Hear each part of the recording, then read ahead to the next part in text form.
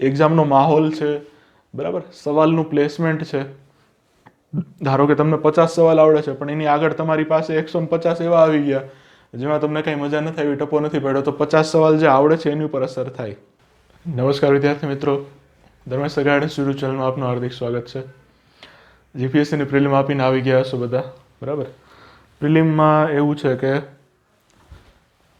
Paper 1 અને paper 2 answer key already આપણે પ્રિલિમની answer key પીએ કે છે, પ્રોવિઝનલ આન્સર કી આવવાની જ છે, તો પછી આપણે અહીંયા આન્સર કી ડિસ્કસ નથી કરતા. આપણે અમુક જે મેઇન પોઈન્ટ્સ છે પેપર ઉપરથી એ આપણે જરાક ડિસ્કસ કરીએ.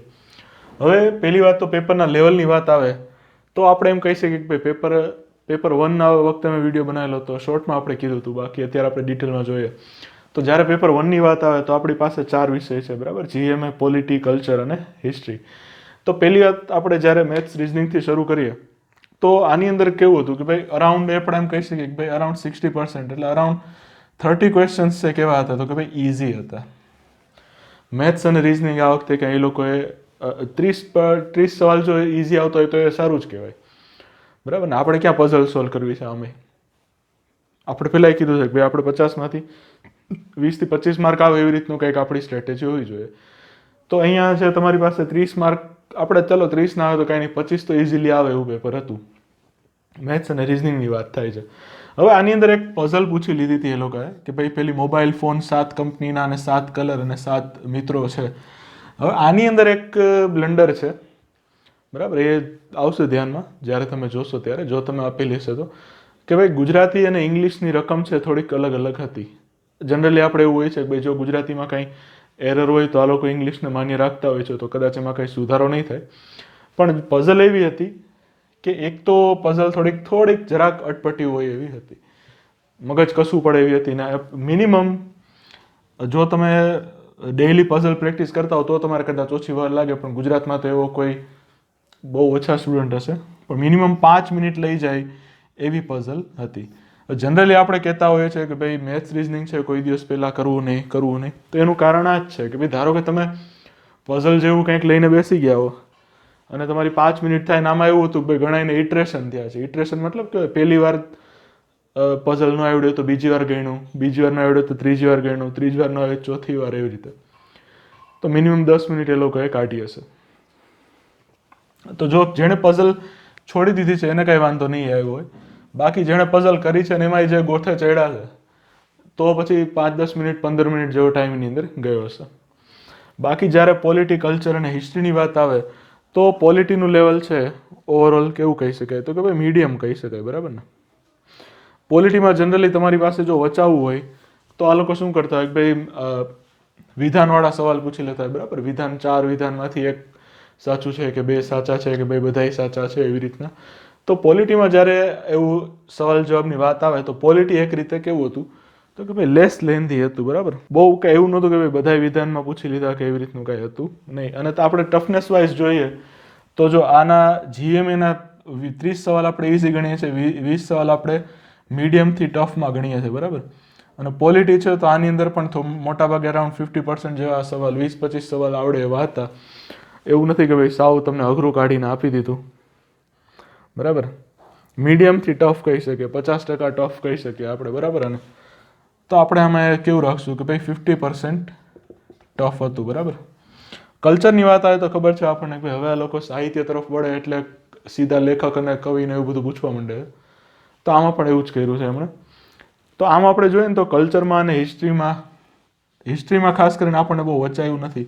તો આ બે વિષય એવા છે કે ભાઈ આમાં આપણે એમ કહી શકીએ કે ભાઈ ઓલમોસ્ટ 50% જેવા સવાલ આપણે મીડિયમથી ટફમાં અને ગણી શકીએ એવા હતા.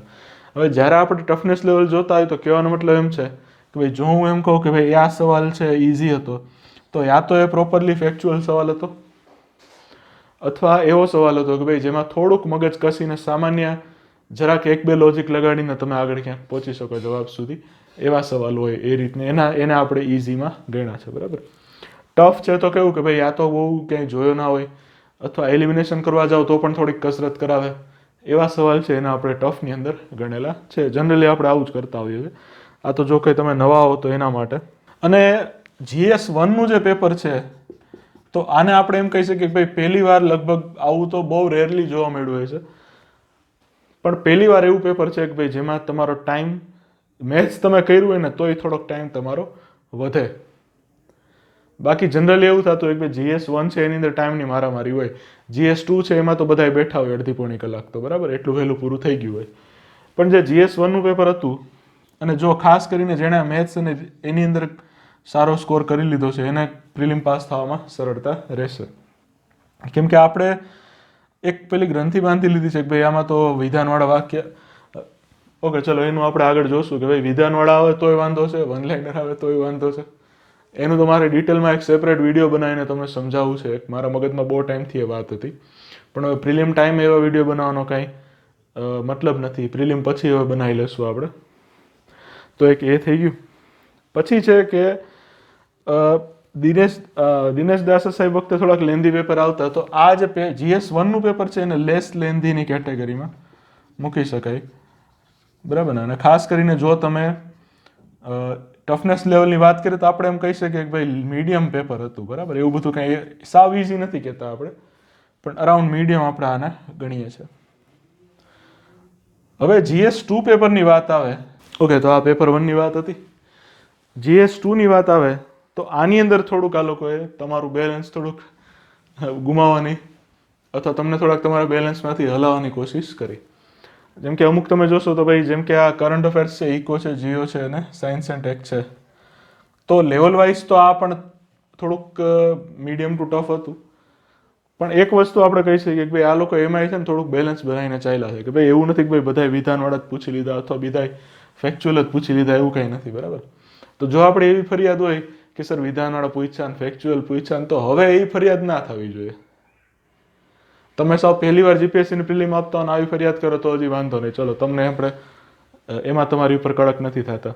પણ જો તમે 2-3 જીપીએસસી આપી લીધી અને હજી તમારી ફરિયાદ એની જ છે કે ભાઈ સર વિધાનવાળા આવે છે એમાં આમ થાય છે ને ફેક્ટવાળા પૂછાય એમાં મારે આવું થાય, તમને ઓફિસર બનાવવા માટેની એક્ઝામ છે, બરાબર. આપ એક્ઝામ પાસ કરીને તમે ક્લાસ 1 કે 2 બનશો તો થોડુંક તો મહેનત કરવી પડે, વિધાન વાક્યવાળા કરવા પડે, આવી પઝલ સોલ્વ કરવી પડે ને યાર.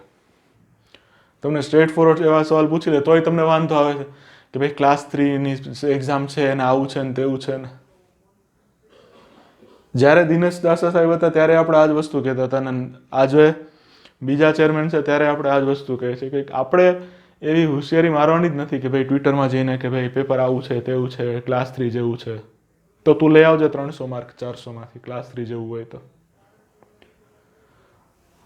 એટલે જ્યારે જે આવા પેલામાં રહ્યા છે કે ભાઈ આ વિધાનવાળા ફેક્ચ્યુઅલ નથી ને આવું છે ને તેવું છે ને, એમાં પછી થોડુંક પ્રોબ્લેમ રહ્યો હશે. બાકી આપણે એક રીતે કહી શકીએ કે ભાઈ GS2ની વાત આવે અને GS1ની વાત આવે તો બેયમાં અરાઉન્ડ 50% ક્વેશ્ચન એવા હતા કે ભાઈ જે ઇઝી અથવા મીડિયમ આપણે એને કહી શકીએ કે ભાઈ સામાન્ય મહેનતથી, સામાન્ય લોજિક લગાવથી સવાલનો જવાબ આવી જાય એવા અમુક સવાલ ગણીએ આપણે તો અરાઉન્ડ 50%, એટલે 400માંથી આપણે એમ કહી શકીએ કે ભાઈ ઓલમોસ્ટ 190 જેવા સવાલ એવા હશે કે ભાઈ જે તમે ઓછામાં ઓછી મહેનતથી તમે સોલ્વ કરી લો. હવે તમને એવો સવાલ થશે કે ભાઈ તો તમે એક્ઝામ આપવા જાઓ તો ખબર પડે. ભાઈ અમે ઘણી એક્ઝામ આપી લીધી, ઘણી પાસ થઈ ગયા, બરાબર ને. હું પણ તમે જેમાંથી પસાર થાવ છો એમાંથી અમે પણ પસાર થઈ ગયા છે, અથવા હજી અમુક એક્ઝામ તો અમે આપતા હોય જીપીએસસી જેવી. તો જ્યારે અમે આવી રીતનું કહેતા હોય ત્યારે ફૂલ એનાલિસિસ કરીને વાત કરીએ છીએ ભાઈ. જરાય એમાં આપણે રફલી જરાય વાત નથી કરતા. 2 પેપર લઈને 1-1 કલાક બેઠા હોય પેપર પછી એનાલિસિસ કરવા માટે, બરાબર ને. તો જ્યારે લેવલની વાત આવે છે, બરાબર, પેપરના લેવલની વાત આવે તો આપણે એમ કહી શકીએ કે ભાઈ એટલું બધું હાર્ડ લેવલ નથી, પણ એક્ઝામનો માહોલ છે, બરાબર, સવાલનું પ્લેસમેન્ટ છે. ધારો કે તમને 50 સવાલ આવડે છે પણ એની આગળ તમારી પાસે 150 એવા આવી ગયા જેમાં તમને કંઈ મજા નથી આવી, ટપો નથી પડ્યો, તો 50 સવાલ જે આવડે છે એની ઉપર અસર થાય. એ બધું ગણતા વિદ્યાર્થીઓનો સ્કોર છે અને પ્લસ માઇનસ થાય, એમાં કાંઈ ખોટું નથી, એમાં સ્વાભાવિક વાત જ છે, બરાબર. તો પેપરના લેવલની વાત આવે તો આપણે એમ કહેશું કે મીડિયમ લેવલના પેપર 2 કાઢેલા હતા. અને લેન્થ વાઇઝ વાત જોઈએ આપણે લંબાણમાં તો કેવું છે કે ભાઈ GS2માં તમને એમ જોવા મળશે કે ભાઈ અમુક ટોપિક એવા છે એમાં વાક્ય જ પૂછી લીધા સીધા, અને અમુક ટોપિક એવા છે કે ભાઈ જેમાં તમને સીધા ફેક્ચ્યુઅલ સવાલ જ પૂછ્યા છે, બરાબર ને. જેમ કે કરંટ અફેર્સ છે તો સીધા સ્ટ્રેટ ફોરવર્ડ સવાલ આપી દીધા, એમાં તમારે કાંઈ વિધાન કાંઈ તમારે સોલ્વ કરવાના નથી. અમુક ટોપિક એવા છે જેમાં તમારે વિધાનમાંથી જવું પડશે, ગોથરું વાંચવું પડશે, આખું ગોથરું કરવું પડશે. એમાંથી તમે એનાલિસિસ કરી અથવા તમે લોજિક લગાડીને જવાબ આપશો.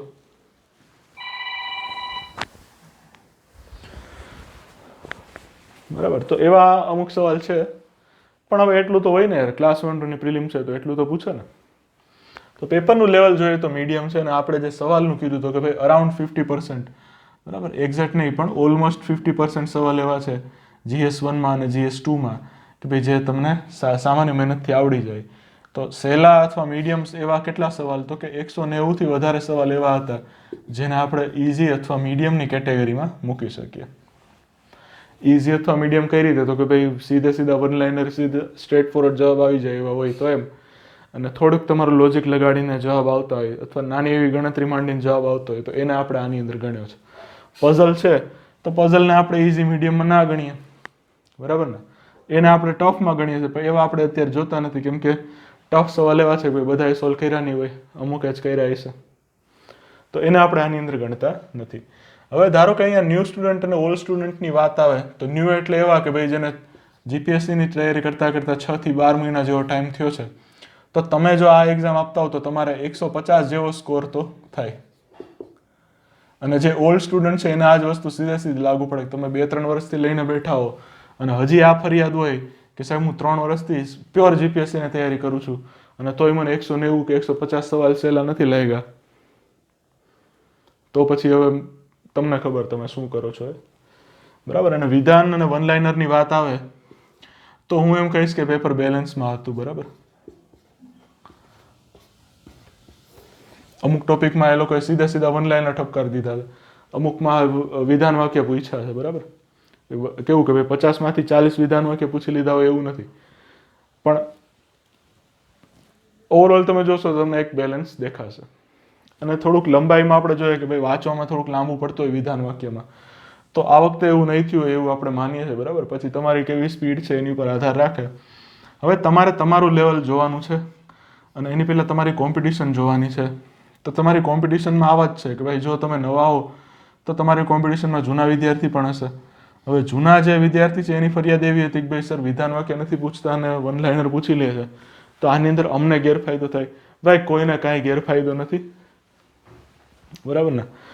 આ તો પછી શું છે કે ભાઈ આત્મશ્લાઘા કરવાની વાત થઈ ગઈ કે ભાઈ સાહેબ હું તો જૂનો છું ને એટલે મને વન લાઇનર તો એમ લાગે કે જાણે કાંઈ છે જ નહીં, બરાબર ને. એ પછી પોતાના મોઢે પોતાની મોટી કરવાની વાત થઈ ગઈ દોસ્ત. તમે જૂના હો તો તમને વન લાઇનર પૂછે કે વિધાનવાળા પૂછે, તમે બે વસ્તુમાંથી પાર નીકળી જવા જોઈએ. જો તમે જૂના છો, સાચું કે જૂના છો, તો તમારે એવી કરવાની ક્યાં જરૂરત છે કે ભાઈ વન લાઇનર પૂછે તો મજા ના આવે, વિધાનવાળા પૂછે તો આપણને કંઈક મજા આવે, અને જો બે મિક્સમાં પૂછી લે તો તમને બેમાં મજા નથી આવતી, તો પછી આમાં કરવાનું શું એમ. એટલે જૂના વિદ્યાર્થીઓ છે એમણે જરાય એવો ફાંકો રાખવાનો નથી. જો ભાઈ આપણે સ્ટ્રેટ ફોરવર્ડ વાત છે જે છે એ કહેશું, જરાય એવો ફાંકો રાખવા નથી ભાઈ હું તો જૂનો છું તો મને તો આવું જ ફાવે. ભાઈ પેપર જૂના માટે જ છે ને નવા માટે જ છે. જો તારે ખરેખર તારે પાસ કર્યું હોય તો તારે આ પેપર આપીને પાસ થવાનું છે. અને કોમ્પિટિશનની જ્યારે વાત આવે તો કોમ્પિટિશન જો બધાય માટે પેપર એક સરખા જ છે. ભાઈ તમારું ખરાબ ગયું છે, તમને અઘરું લાગ્યું હોય ને તો તમારે જેવા 90% અઘરું લાગ્યું છે, બાકી જે 10% છે ને એને કાંઈ ફેર જ નથી પડતો. વિધાન પૂછે કે વન લાઇનર પૂછે, ગમે એ પૂછે, એનાથી એને કાંઈ ફેર જ નથી પડતો, બરાબર ને. આ બધું તો જેને ઓછા માર્ક્સ આવ્યા હોય કે ઓછી તૈયારી હોય ને એની બધી ચર્ચા કરવાની વાતું હોય કે ભાઈ વિધાનવાળા પૂછે તો મજા આવે, વન લાઇનરમાં મજા નથી આવતી, બરાબર ને. આવી બધી પછી નાર્સિસિઝમ પોતાનું કરવાની વાત થઈ ભાઈ. અને જ્યારે કટ ઓફની વાત આવે તો એની પહેલાં આપણે થોડુંક પ્રીવિયસ કટ ઓફ એક જોવાની જરૂર છે ખાસ. તો જે 2023ની જે ભરતી હતી એની અંદર જગ્યા હતી એ પ્રમાણે કંઈક 184 જેવું કટ ઓફ હતું, બરાબર, જનરલ મેલ માટે. તો અહીંયા આપણે ખબર છે કે 297 જગ્યા છે, બરાબર. પ્રીવિયસ જે ભરતી હતી એના કરતાં જગ્યા થોડીક વધારે છે એટલે સ્વાભાવિક છે કે ભાઈ વધારે કેન્ડિડેટ્સ આવશે મેઇન્સમાં અને કટ ઓફ છે એની ઉપર થોડીક નહીં પણ ઘણી અસર થશે. પણ આપણે અત્યારે એમ માનીને ચાલીએ કે એટલીસ્ટ 160+ કટ ઓફ તો રહેશે. કેના માટે?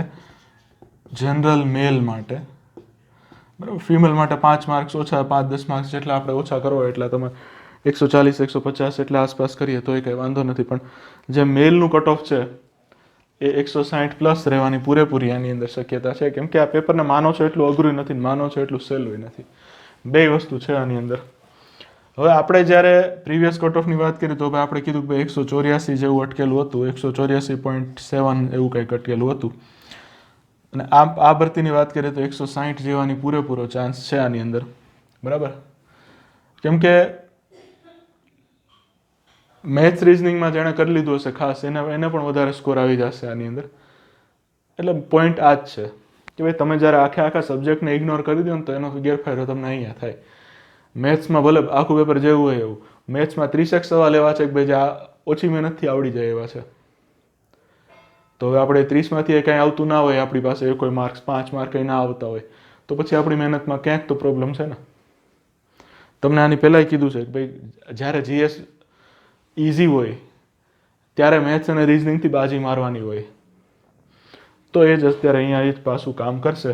હવે વોટ આફ્ટર જીપીએસસી, જીપીએસસી પછી શું?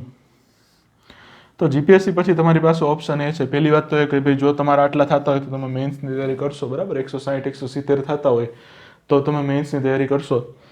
બાકી જો તમને એમ હોય કે ભાઈ હજી આપણે રાહ જોઈએ કે ભાઈ કેટલા અટકશે વગેરે વગેરે, તો રાહ જોતા હો ત્યારે મીન વાઇલ સીસીઈની ભરતી પણ છે. અને જો તમે હાઈકોર્ટ આસિસ્ટન્ટની મેઇન્સ પાસ કરી છે, પ્રિલિમ પાસ કરી છે, તો તમારી પાસે એની મેઇન્સ પણ છે. Plus RMC Rajkot municipal corporation એનું પણ છે.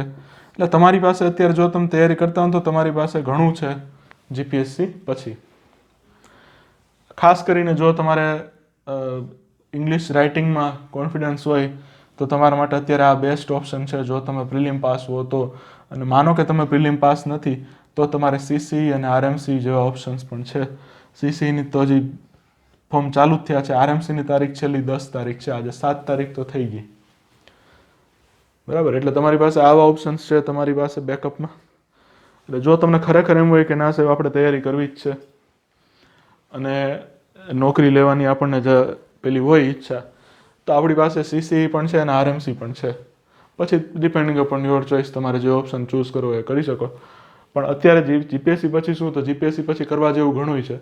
પણ તમે આની ઉપર પહોંચો એ પહેલાં એક સ્વમૂલ્યાંકન કરી લેવું સારું. હજી તમને કાલે કે એમ જ્યારે આન્સર કી આવી જશે પ્રોવિઝનલ, ત્યારે તમારું ઘણું ચિત્ર ક્લિયર થઈ જશે. પણ આ આન્સર કી પછી તમે જોઈ લો ને ત્યારે 1-2 દિવસ આરામ કરો, આજે મૂકી દો, સોમ મંગળ આરામ કરો, બુધ ગુરુમાં એક તમારે સ્વમૂલ્યાંકન કરવાની ખાસ જરૂર છે. કે ભાઈ સ્વમૂલ્યાંકન એટલે શું કહેવા માંગીએ છીએ? ભાઈ તમે આ પેપરમાં માનો કે 150 માર્કથી ઓછા માર્ક લઈ આવ્યા, અથવા આપણને ઘણાને એવું હશે કે 100 માર્ક કંઈ નથી થયા, તો અંદર ઉતરીને જોવું પડશે કે આમ આપણે ક્યાં ભૂલ કરીએ છીએ, બરાબર ને. આપણા સોર્સિસ એટલા બધા સ્ટ્રોંગ નથી, તમે હજી જીસીઆરટીમાંથી નવરા નથી થયા, કે પછી તમે પેપર આપવામાં ભૂલ કરી, બરાબર ને. ઘણીવાર એવું હોય કે ભાઈ આપણને આવડતા હોય ને એવા સવાલ પાછળ હોય અને આગળ તમારા 100-120 સવાલ એવા આવી ગયા કે ભાઈ જે તમને નથી આવડતા. તો એનો કોન્ફિડન્સ જો લો થઈ ગયો હોય એના લીધે, તો તમે જ્યારે પાછળ પહોંચો, બરાબર ને, છેલ્લા 5-6 પાના હોય ને આપણને આવડતા હોય 50 સવાલ હોય, તો એની અસર થાય. તો ઘણીવાર આવું પણ થતું હોય. એટલા માટે આપણે કીધું છે કે ભાઈ દર વખતે પેપર છે ને એને વાંચવા માટે પ્રિલિમનું પેપર આપતા હોય તો 2 થી 3 વાર આખું પેપર આપણી નજર સામેથી પસાર થવું જોઈએ, જેથી આવું કંઈ ચૂક થઈ ગયું હોય ને તો આપણને તરત એનું નિરાકરણ ત્યાં ત્યાં આવી જાય. ઘરે આવીને તમને ખબર પડે એના કરતાં ત્યાં ત્યાં તમને સમજાઈ જાય કે આપણે અહીંયા ક્યાંક ભૂલ કરી છે. બાકી સ્વમૂલ્યાંકનમાં શું કરવાનું છે કે પહેલી વાત તો તમારે એ જોવાની છે કે ભાઈ મેં ક્યાં ભૂલ કરી, 150 થાય છે કે નહીં. જો મેલ હો તો 150 તો થવા જોઈએ આવા પેપરમાં. અને માનો કે 100 માર્ક્સ પણ નથી થતા તો તમને આખી તૈયારીમાં તમારે જોવાની જરૂર છે કે ભાઈ પહેલેથી આપણે શું કરતા આવીએ છીએ, બરાબર. નિરાશ થવાની કે નાસીપાસ થવાની વાત નથી, પણ આપણી મિસ્ટેક્સ જ્યાં સુધી તમે તમારી ભૂલ નહીં જો ત્યાં સુધી બીજી એક્ઝામ્સમાં પણ આવી ભૂલ રિપીટ કરશો. અને આપણી પાસે 4300 વેકેન્સીની તક છે હજી જીપીએસસી પછી, તો આમાંથી જે ભૂલ સુધારી લેશો આગળ તમને કામ લાગવાની જ છે. તો એક આ આવી ગયું. પ્લસ તમારે સિલેબસ કેટલો પૂરો કર્યો તો એ તમારે જોવાની જરૂર છે. અને જો હજી આજની તારીખે જનરલ મેન્ટલ એબિલિટી, મેથ્સ અને રિઝનિંગને તમે જો ઇગ્નોર કરતા હો તો તમારે હજી વધારે જાગી જવાની જરૂર છે, કેમ કે જો તમે એને ઇગ્નોર કરતા હો તો તમે સીસી કઈ રીતે પાસ કરશો, આરએમસી કઈ રીતે પાસ કરશો, મેથ્સ અને રિઝનિંગથી તો તમે ભાગાભાગી કરો છો, તો આ બે એક્ઝામ કઈ રીતે પાસ થશે? જીપીએસસીની પ્રિલિમમાં તો અસર થઈ જ જશે તમે જો એનાથી ભાગ્યા હશો મેથ્સ રિઝનિંગથી. તો કહેવાનો મતલબ આ છે. તો એનાલિસિસ આપણે જોયું, બરાબર. કટ ઓફ કેટલું રહી શકે, તો કે ભાઈ એટલીસ્ટ 160. તો મને લાગે છે ભાઈ, હું એમ નથી કહેતો કે ભાઈ હું કહું એટલું જ અટકશે, તમારો મત પણ હોઈ શકે. તમારો જે કાંઈ મત હોય એ કોમેન્ટ સેક્શનમાં આપજો. અને પેપર કેવું ગયું જરા કે તમારા કોમેન્ટમાં પણ લખજો, અને તમે પોતે પણ જોજો કે પેપર કેવું ગયું, આપણું કેવું જવું જોઈતું હતું. ધીમે ધીમે હજી વર્ડિક્ટ આવશે, બધા પોતપોતાની રીતે બધા ઓપિનિયન આપતા હોય, બરાબર. આન્સર કેવું નથી આપતો, કેમ કે તમારે અહીંયા મારી આન્સર કી જોઈ, પછી પ્રોવિઝનલ આન્સર કી જોઈ, તો 3 ને 6 કલાક બગાડવાનો કાંઈ મતલબ નથી ને એકારે. અથવા 6 નહીં તો ચલો 2 કલાક તો બગડશે બે આન્સર કી જોવામાં. તો એના કરતાં બેટર છે કે ભાઈ પ્રોવિઝનલ આન્સર કી આવે ત્યારે એ જ જોઈ લો. બાકી આના સિવાય કાંઈ બીજી તમારી ક્વેરી હોય તો એ કોમેન્ટમાં પૂછજો, અથવા વોટ્સએપ પર મેસેજ પણ કરી શકો છો. નિરાશ કે નાસીપાસ થવાનું નથી પેપર ખરાબ ગયું હોય તો.